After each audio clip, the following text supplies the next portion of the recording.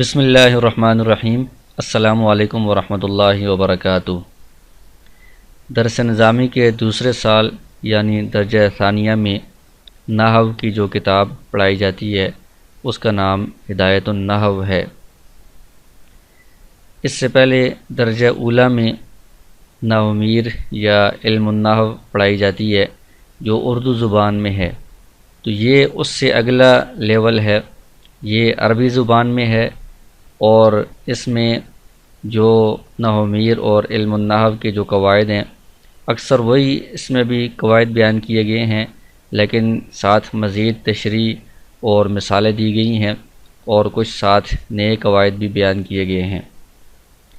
تو اس سبق میں ہم اس کتاب کو شروع کریں گے، تو چونکہ یہ کتاب بھی عربی زبان میں ہے تو اس لیے اس کی بھی سب سے پہلے عبارت حل ہونی چاہیے، یعنی صحیح اعراب کے ساتھ عبارت آنی چاہیے، اور اس کا ترجمہ بھی آنا چاہیے، اور اس میں جو قواعد نحو کے بیان کیے گئے ہیں وہ بھی صحیح معلوم ہونے چاہیے اور یاد بھی ہونے چاہیے، اور مثالوں کے ساتھ ان کی پریکٹس بھی ہونی چاہیے۔ تو ہم اس کا مقدمہ شروع کرتے ہیں۔ بسم اللہ الرحمن الرحیم۔ الحمد للہ رب العالمین والعاقبۃ للمتقین والصلاة والسلام علی رسولہ محمد وآلہ واصحابہ اجمعین۔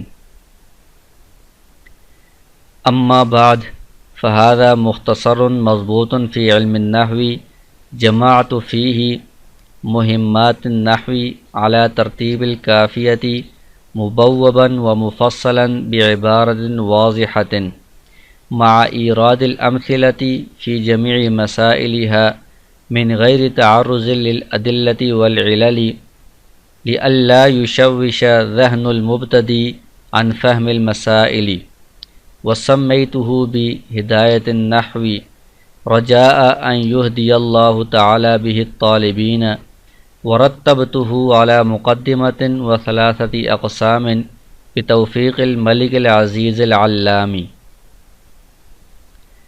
یہ عبارت ہے مقدمے کی، اس کا ترجمہ یہ ہے: شروع کرتا ہوں اللہ کے نام سے جو مہربان نہایت رحم والا ہے۔ الحمدللہ رب العالمین، تمام تعریفیں اس اللہ کے لیے ہیں جو تمام جہانوں کا پالنے والا ہے۔ والعاقبۃ للمتقین، اور جو بہترین انجام ہے وہ متقی اور پرہیزگار لوگوں کے لیے ہے۔ اور درود و سلام نازل ہو اللہ کے رسول محمد صلی اللہ علیہ وسلم پر اور ان کی آل پر اور ان کے سب صحابہ کرام پر۔ اما بعد، حمد و صلوات کے بعد، فہذا مختصر، یہ ایک مختصر رسالہ ہے، یعنی مختصر کتاب ہے، مضبوط فی علم النحو، جو علم النحو میں ضبط کی گئی ہے، یعنی لکھی گئی ہے، مرتب کی گئی ہے۔ جمعت فیہ، میں نے جمع کیے ہیں اس میں، مہمات النحو، نحو کی جو اہم باتیں ہیں وہ میں نے اس میں جمع کی ہیں۔ علی ترتیب الکافیۃ، کافیہ یہ نحو کی ایک مشہور کتاب کا نام ہے جو تیسرے سال میں پڑھائی جاتی ہے، یعنی اس سے اگلا لیول ہے۔ تو کافیہ کی جو ترتیب ہے اس ترتیب پر میں نے اس میں نحو کے مسائل لکھے ہیں، اور کافیہ میں عبارت بہت مختصر ہے، جامع ہے، اس میں مثالیں وغیرہ نہیں دی گئیں، اس لیے اس کو سمجھنا تھوڑا سا مشکل ہوتا ہے۔ تو اس کتاب میں مصنف نے اسی ترتیب پر سارے مسائل اور ان کی مثالیں اور ان کو باب اور فصل کی شکل میں بیان کر دیا ہے تاکہ کافیہ کو پڑھنا اور سمجھنا آسان ہو۔ تو کہتے ہیں کہ جمعت فیہ مہمات النحو، میں نے اس میں نحو کی اہم باتیں جمع کی ہیں، علی ترتیب الکافیۃ، کافیہ کی ترتیب پر، مبوباً، باب در باب، یعنی جو مسائل ہیں ایک قسم کی ان کو ایک ایک باب کے اندر الگ الگ میں نے جمع کر دیا ہے، ومفصلاً، اور بابوں کے اندر مختلف فصلوں کے اندر مختلف عنوانات کے تحت مسائل بیان کیے ہیں۔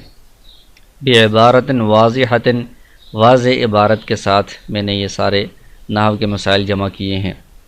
مع ایراد الامثلۃ فی جمیع مسائلها، اور نحو کی جتنے مسائل بیان کیے ہیں ان سب میں ساتھ مثالیں بھی بیان کی ہیں۔ من غیر تعرض للأدلة والعلل، ان کے دلائل اور جو علتیں ہیں وجوہات ہیں ان کو بیان کرنے کے در پہ نہیں ہوا۔ اس کی وجہ کیا ہے؟ لِأَلَّا يُشَوِّشَ ذَهْنُ الْمُبْتَدِي عَنْ فَهْمِ الْمَسَائِلِ، تاکہ مبتدی یعنی جو ابتدائی طالب علم ہے اس کا ذہن مشوش نہ ہو جائے مسائل کو سمجھنے سے۔ یعنی اگر دلائل اور علل میں گہرائی میں چلے جائیں گے تو جو اصل مسائل ہیں ان کو سمجھنے سے جو ابتدائی طالب علم ہے اس کا ذہن کنفیوز ہوگا، مشوش ہوگا۔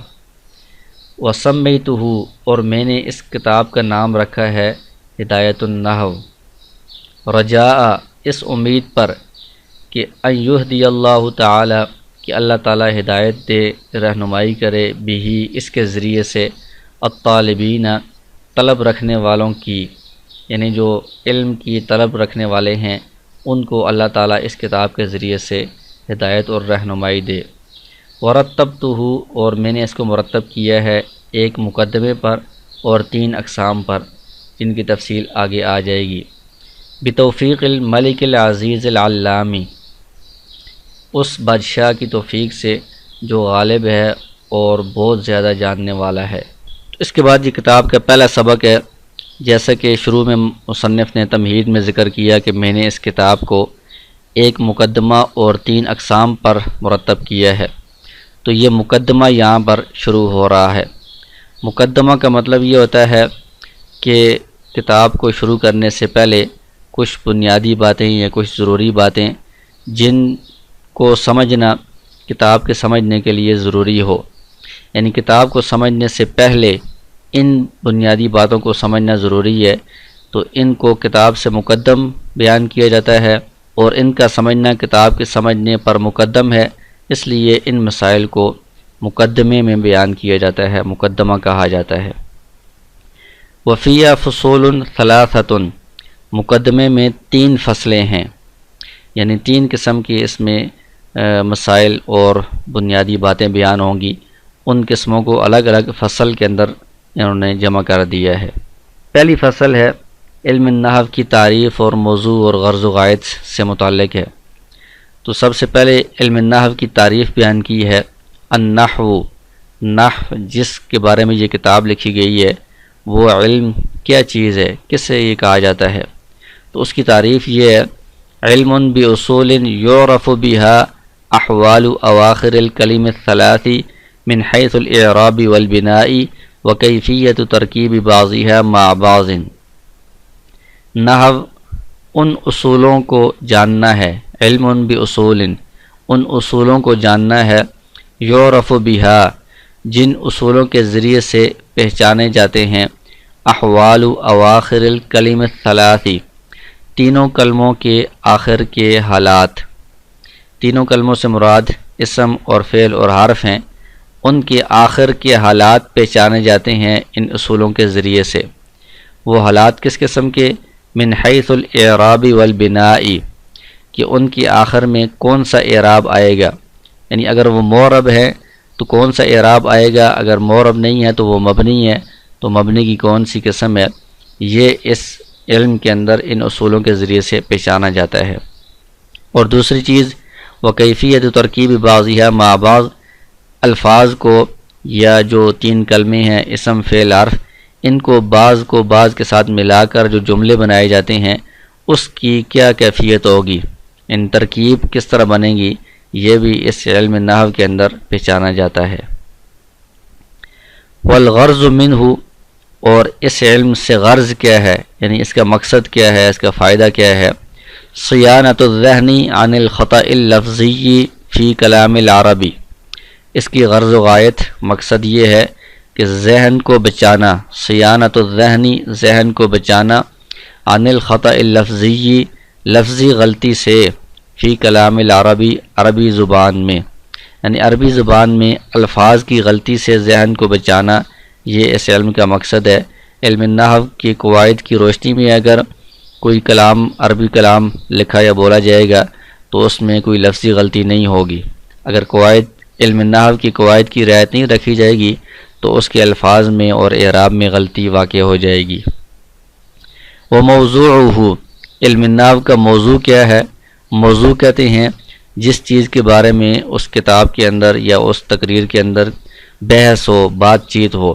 تو علم نحو میں کس چیز کے متعلق بات چیت ہوتی ہے، بحث ہوتی ہے، تو وہ علم نحو کا موضوع یہ ہے الکلمۃ والکلام۔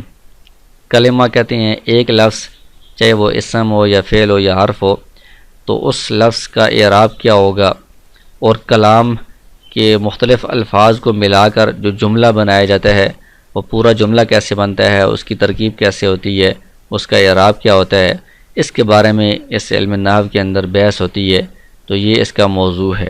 تو آگے جو کلمہ ہے، جو علم نحو کا موضوع ہے، کلمہ اور کلام، اس کا جو پہلا جز ہے کلمہ، اس کی آگے تفصیل بیان کریں گے۔ کلمے کی تعریف کیا ہے، کلمہ کسے کہتے ہیں، اور اس کی اقسام کیا ہیں۔ تو سب سے پہلے کلمے کی تعریف بیان کی ہے الکلمۃ لفظ وضع لمعنی مفرد۔ کلمہ کسے کہتے ہیں، کلمہ ایسا لفظ ہے جو مفرد معنی کے لیے وضع کیا گیا ہو۔ وضع کرنے کا مطلب یہ ہے کہ اس کو مقرر کیا گیا ہے۔ اہل لغت نے، یعنی زبان جو بنانے والے تھے، انہوں نے ایک لفظ کو ایک خاص معنی کے لیے مقرر کر دیا ہے کہ اس لفظ کا یہ معنی ہوگا۔ اور مفرد کا مطلب یہ ہے کہ اس کا ایک معنی ہے، یعنی اکیلا معنی ہے، پورا جملہ نہیں ہے۔ تو یہ کلمہ کی تعریف ہے۔ آگے اس کی پھر اقسام بیان کر رہے ہیں۔ وَهِيَ مُنْحَصِرَةٌ فِي ثَلَاثَةِ أَقْسَامٍ۔ یہ جو کلمہ ہے یہ 3 اقسام میں منحصر ہے، یعنی اس کی صرف 3 ہی اقسام بن سکتی ہیں، اس سے زیادہ اقسام نہیں بن سکتی۔ وہ 3 اقسام کون سی ہیں؟ اسم و فعل و حرف۔ اسم اور فعل اور حرف، یہ 3 اقسام ہیں کلمہ کی۔ تو یہ 3 ہی اقسام کیوں بن سکتی ہیں؟ تو اس کو بیان کرنے کے لیے وجہ حصر آگے بیان کی ہے۔ وجہ حصر کا مطلب یہ ہوتا ہے کہ اس لفظ کی صرف یہی اقسام بن سکتی ہیں، اس سے زیادہ نہیں بن سکتی، اس کی کیا وجہ ہے؟ تو یہ وجہ حصر بیان کر رہے ہیں کہ کلمہ کی صرف یہی 3 قسمیں ہیں۔ لِأَنَّهَا، اس لیے کہ یہ کلمہ اما یا تو اللہ تدل علی معنی فی نفسها، اپنے اندر جو معنی ہے اس پر خود دلالت نہیں کرے گا، یعنی کلمے کا جو اپنا معنی ہے یہ اس پر دلالت نہیں کر رہا جب تک اس کے ساتھ کوئی اور چیز شامل نہ ہو جائے، مل نہ جائے، تو یہ وَهُوَ الْحَرْفُ، یہ حرف بن جائے گا، یعنی حرف شمار ہوگا یہ، جو اپنے معنی پر خود دلالت نہیں کرتا۔ جیسے آگے اس کی مثالیں آ جائیں گی، جیسے اردو میں سے، تک، اس طرح کے جو چیزیں ہیں اس کے ساتھ جب تک کوئی اور چیز نہ ملائیں تو اس کا معنی سمجھ میں نہیں آتا۔ او تدل علی معنی فی نفسها، یا پھر کلمہ اپنے اندر جو معنی ہے اس پر خود دلالت کرے گا۔ تو جب وہ اپنے معنی پر دلالت کر رہا ہو تو پھر اس میں 2 صورتیں ہیں۔ وَيَقْتَرِنُ مَعْنَاهَا بِأَحَدِ الْأَزْمِنَةِ الثَّلَاثَةِ، کہ اس کا جو معنی ہے وہ 3 زمانوں میں سے کسی زمانے کے ساتھ ملا ہوا ہوگا۔ 3 زمانوں سے مراد ماضی، حال اور مستقبل، یعنی گزشتہ زمانہ، موجودہ زمانہ یا آئندہ زمانہ ہے۔ تو وہ اپنے معنی پر دلالت بھی کر رہا ہے اور ساتھ ساتھ اس کا معنی کسی زمانے کے اندر پایا جا رہا ہے۔ وَهُوَ الْفِعْلُ، تو یہ کلمہ کی قسم فعل بن جائے گی۔ او یا تدل علی معنی فی نفسها، وہ کلمہ اپنے اندر جو معنی ہے اس پر دلالت تو کرتا ہے، وَلَمْ يَقْتَرِنْ مَعْنَاهَا بِأَحَدِ الْأَزْمِنَةِ الثَّلَاثَةِ، لیکن اس کا جو معنی ہے وہ 3 زمانوں میں سے کسی کے ساتھ ملا ہوا نہیں ہے، تو یہ وَهُوَ الْإِسْمُ، کلمہ کی اس قسم اسم بن جائے گی کہ اس کے اندر اپنے معنی پر دلالت تو ہوتی ہے لیکن کوئی زمانہ نہیں پایا جاتا اس میں۔ تو مختصر الفاظ میں ہم یہ کہہ سکتے ہیں کہ کوئی بھی لفظ جو بمعنی ہو، محمل نہ ہو، کسی معنی کے لیے کوئی لفظ جو بولا جاتا ہے اس کو کلمہ کہتے ہیں۔ اور پھر اس کی 3 قسمیں ہوتی ہیں، اسم اور فعل اور حرف۔ اسم کہتے ہیں کسی نام کو، کسی انسان کا نام ہے، جانور کا نام ہے، کسی جگہ کا نام ہے، کسی چیز کا نام ہے۔ تو یہ نام جو ہوتا ہے یہ جب بولا جاتا ہے تو اس سے کوئی بات سمجھ میں آتی ہے کہ کس چیز کی طرف اشارہ کیا جا رہا ہے یا کس چیز کو بولا جا رہا ہے، لیکن اس میں کوئی زمانہ نہیں ہوتا۔ اور فعل وہ ہوتا ہے جو کسی کام کو کہا جاتا ہے، تو کام کسی نہ کسی زمانے میں ہوتا ہے، گزشتہ زمانے میں، موجودہ میں یا آئندہ میں۔ تو اس سے بھی کوئی بات سمجھ میں آتی ہے، اس کو فعل کہا جاتا ہے۔ اور ایک حرف ہوتا ہے کہ کوئی لفظ بولا گیا لیکن اس سے کوئی بات سمجھ میں نہیں آئی جب تک اس کے ساتھ کوئی اور چیز نہ ملائی جائے، نہ اس میں معنی پر دلالت ہوتی ہے اور نہ اس میں زمانہ پایا جاتا ہے، اس کو حرف کہا جاتا ہے۔ تو آگے انشاءاللہ اسم اور فعل اور حرف، ان کی تعریف اور ان کی مثالیں اور ان کی علامات وغیرہ تفصیل سے آئیں گی۔